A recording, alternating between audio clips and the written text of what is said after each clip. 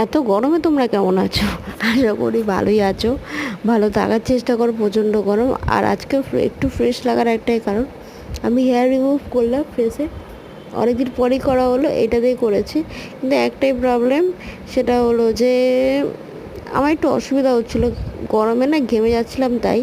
But তার আগে ফেসটা ক্লিন করে নিয়েছি ফেস ওয়াশ দিয়ে। দেন যেহেতু বারবার ঘেমে যাচ্ছিলাম, আমি মুখ মুছে একটা তোয়ালে আছে ছোটো একদম, ওটাতে বারবার করে মুখটা মুছে তারপরে আবার ফেসটা হেয়ারটা ক্লিন করছিলাম আমি।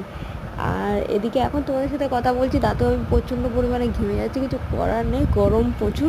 আমার ঘর কিন্তু নিচে, কিন্তু তাও এত গরম ঢোকে। তার একটা কারণ রোদ্দুরের জন্য, রোদ্দুরটা পুরো আড়াআড়িভাবে ঘরের মধ্যে এসে পড়ে, দেয়াল প্রচণ্ড গরম হয়ে থাকে। কী আর করবো, জামা কাপড় দিলে তো 2 মিনিটে শুকিয়ে যাবে, এরকম একটা ব্যাপার। মানে মানুষকে ফেলে রেখে দিলে মানুষ শুকিয়ে যাবে, পাপড় হয়ে যাবে, এরকম অবস্থা। আর প্রচণ্ড গরম হাতাকার, আমার 2 মিনিট বাইরে ছাতা ছাড়া বেরোতে গেলে অস্বস্তিকর লাগে, কিন্তু কী আর করবো, মাঝে সাঝে তো বেরিয়ে যাই।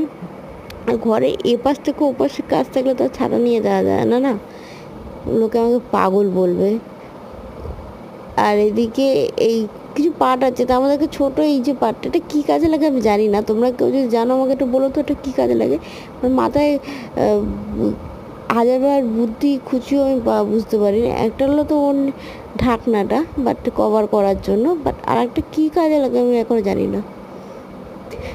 তো রান্নাবান্না সবই কমপ্লিট হয়ে গেছে আমার। প্রচণ্ড হাই উঠছে, প্রচণ্ড ঘুম পাচ্ছে, এরকম একটা ব্যাপার।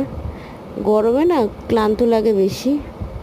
এখানে আগের দিনের মাছ রয়েছে, এখানে ভাত রয়েছে, এখানে পটল সর্ষে দিয়ে করেছি। পটলগুলো খুব সুন্দর সুন্দর বড় বড় ছিল। রান্না করলেই না রান্না হয় না, রান্নাটা করতে গেলে সবজিও দেখতে ভালো হয় দরকার পড়ে, সুন্দর দেখতে হওয়ার পরে দরকার পড়ে, নাহলে খেতে টেস্টও হয় না।